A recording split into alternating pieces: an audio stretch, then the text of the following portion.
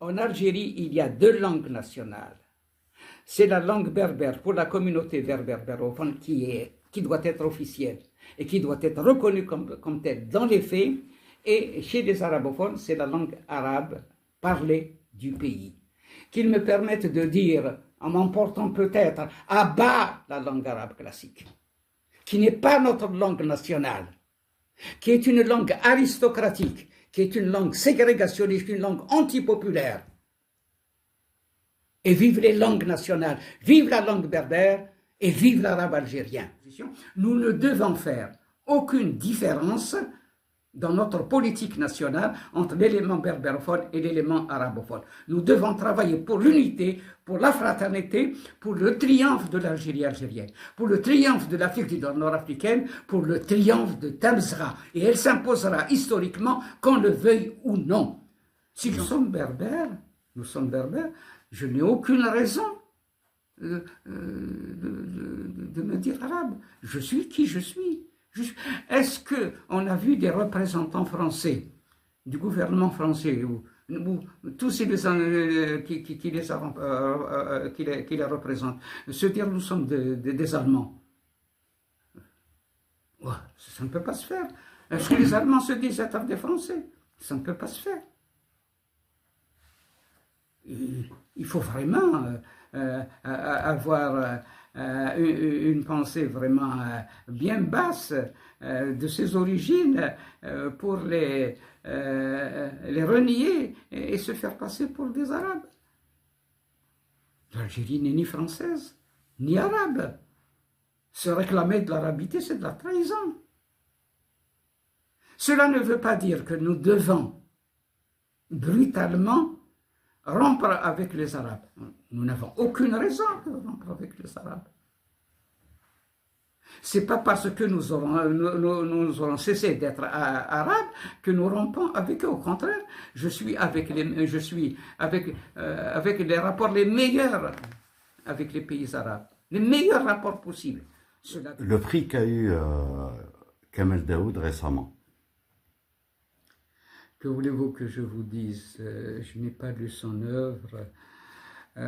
Est-ce pour des raisons littéraires qu'il a pu avoir cela? Est-ce pour des raisons politiques? C'est beaucoup plus la droite qui a voté pour... Peut-être les deux, peut-être l'élément politique prévaut sur l'élément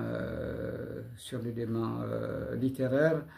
Je ne peux pas me prononcer de manière totale. Que voulez-vous que je vous dise? Lui, comment il s'appelle celui-là? J'ai oublié son nom également. Ismail Khadra? Non, pas non. Non. Non. Comment il s'appelle celui-là? Morad, il aurait pu me le siffler. Bon, leurs orientations sont bonnes. Mais il y a des compromissions qui sont regrettables. Voilà. Il y a des compromissions qui sont regrettables, qui sont subjectifs. Lorsque on veut faire de la bonne politique, lorsqu'on est vraiment philosophe, comme on dit, n'est-ce pas, comme on dit.